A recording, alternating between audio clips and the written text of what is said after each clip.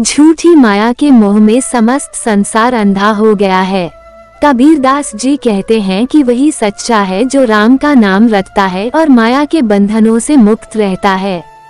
हरे कृष्णा। आप सभी का दिन शुभ और मंगलमय हो। आज 8 दिसंबर रविवार है। आज मार्गशीर्ष माह का 23वां दिन है और शुक्ल पक्ष की अष्टमी तिथि प्रातः 9:45 बजे आरंभ होकर 9 दिसंबर सोमवार को प्रातः 8:03 बजे समाप्त होगी।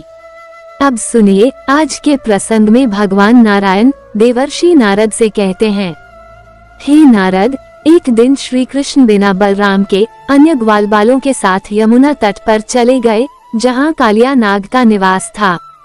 भगवान श्री कृष्ण नंद नंदन यमुना के तटवर्ती वन में ग्वालबालों के साथ मस्ती कर रहे थे।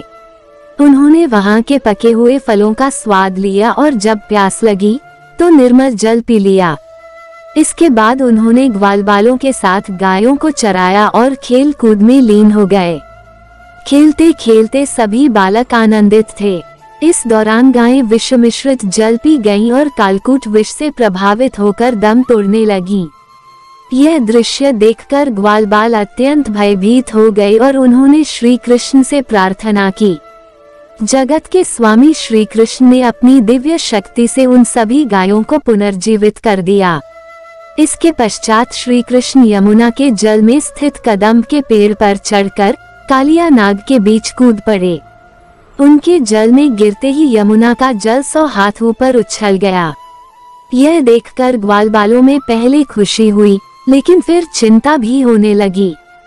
कालिया नाग ने श्री कृष्ण को निगलने का प्रयास किया, परंतु भगवान का तेज सहन न कर पाने के कारण उसने उन्हें तुरंत उगल दिया।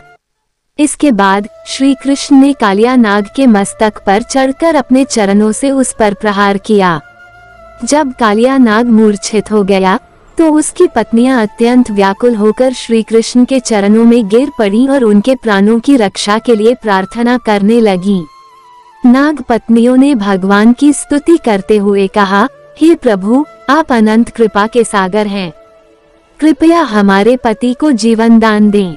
आप सभी के लिए मंगलकारी हैं। हमारा अनुरोध है कि हमारे पति को कष्ट न दें। श्री कृष्ण ने कृपा करते हुए कहा, हे नागेश्वरी, उठो, मैं तुम्हारे पति को जीवन दान देता हूँ। अब तुम यमुना का यह स्थान छोड़कर रमणक द्वीप चली जाओ। तुम्हारे पति के मस्तक पर मेरे चरण चिन्ह अंकित होने के कारण अब गरुड़ उन्हें कोई कष्ट नहीं देंगे। श्री कृष्ण के वचनों को सुनकर नाग पत्नियों ने आशीर्वाद स्वरूप भक्ति की याचना की। उन्होंने कहा, हे प्रभु, हमें आपकी भक्ति से कभी वंचित न करें। हम आपके चरणों की सेवा में ही जीवन व्यतीत करना चाहते हैं। कालिया नाग ने भी भगवान से निवेदन किया, हे प्रभु, मैं आपके चरणों में स्थायी भक्ति चाहता हूँ। मेरे लिए यह सबसे बड़ा वरदान होगा। भगवान ने उसकी भक्ति स्वीकार की और उसे रमणक द्वीप लौट जाने का आदेश दिया। इसके बाद यमुना का जल विषमुक्त होकर अमृत के समान निर्मल हो गया। कालिया नाग अपने परिवार सहित रमणक द्वीप में भगवान की भक्ति करते हुए सुखपूर्वक निवास करने लगा। यह कथा हमें यह सिखाती है कि भगवान श्री कृष्ण की भक्ति और स्मरण से जीवन के सभी संकट दूर हो जाते हैं। उनकी कृपा से जीव अपने सभी पापों और भय से मुक्त होकर मोक्ष प्राप्त करता है। श्री कृष्ण चालीसा। कृपया यहाँ श्री कृष्ण चालीसा का पाठ करें। आपका यह प्रसंग सुनने के लिए धन्यवाद।